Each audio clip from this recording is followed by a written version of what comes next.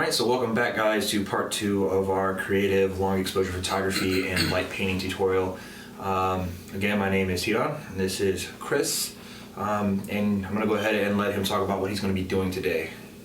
So I'm pretty much just going to be kind of recreating some of the pictures that you're going to see right now, and we're just going to blend some constant lighting instead of keeping the subject still and moving the lights around it like T-Don showed you in the last video.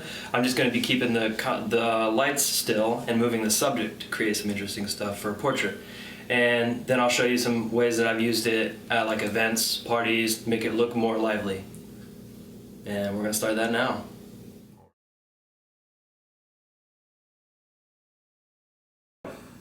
Alright guys, so first of all, let's just talk about what kind of gear we're going to be using. I'm just going to show a way that you can do interesting stuff without having to, break your wallet and try to spend a whole bunch of money. So we're going to talk about, first of all, the camera.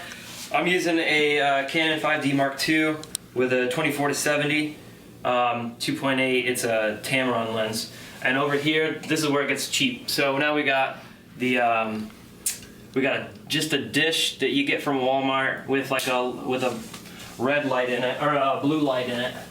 And when you plug it in, you get something like that. So this is going to be what's constant in the photo, and then the person's going to be moving around, and I'll explain the reasons why it captures what it does. And then we just got another one over here with an orange light.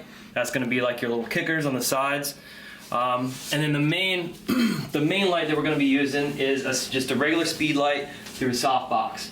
And it's on a boom stand, so that I don't have it right over here. And I just got it right to the side, just because that's the way we're going to show you the lighting situation.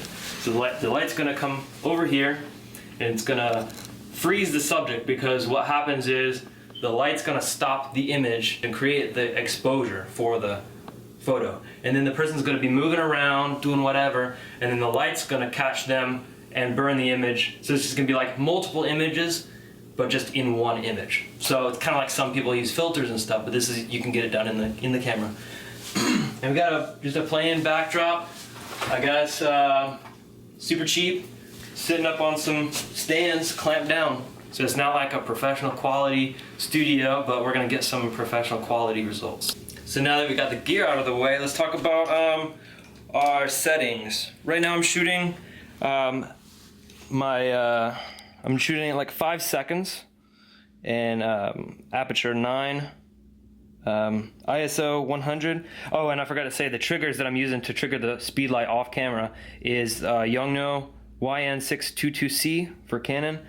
I just like these. You can do different stuff. That's a totally different video. So let's just get started and shoot.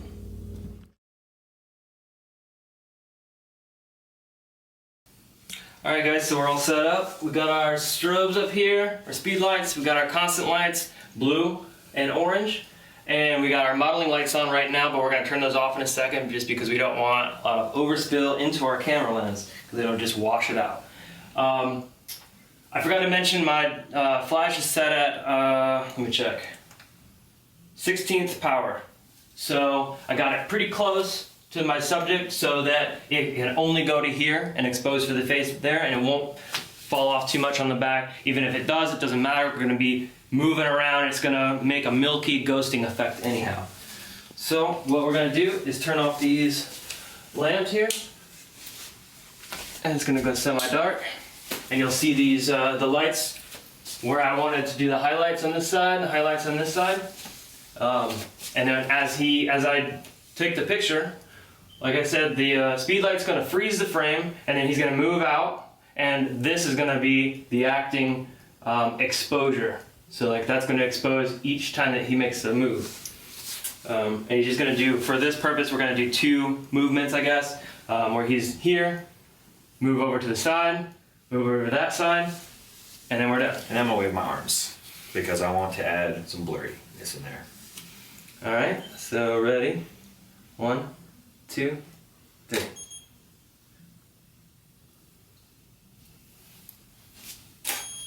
Boom. And it looks pretty good. And that'll be popping up on the screen right now.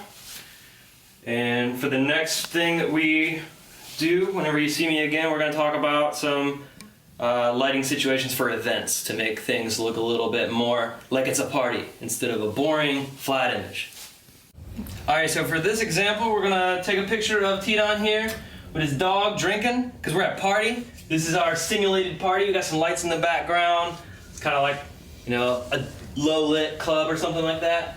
And instead of taking the picture with just, you know, straight-on flash at, you know, a regular shutter speed to freeze the image, we're gonna use the flash to freeze the image like we did in, just a few minutes ago. But then we're just gonna have a slower shutter speed so that we could drag the lights around the image however we want to. Right now my settings are ISO 100, f-stop 5, and 1/4 of a second. My power on my flash is 1/8 power. So we're gonna turn off these lights, get in party mode. And you explained the turning of the... Yeah. So the turning, we're gonna when I take the picture, it's gonna flash, and then I'm gonna turn my camera. And as I turn my camera, the lights are gonna be moving around the subject, create like a little blur, and then the lights that are actually on the subject are gonna create another circular blur. So it'll just be more interesting. So we're gonna take a picture. Hey puppy! Bam! And then that's just a party picture. And it just looks more energetic, more lively. So you can, this is my favorite thing to do at like a party. Or maybe a reception at a wedding. Just to get some interesting, fun pictures. And that's that.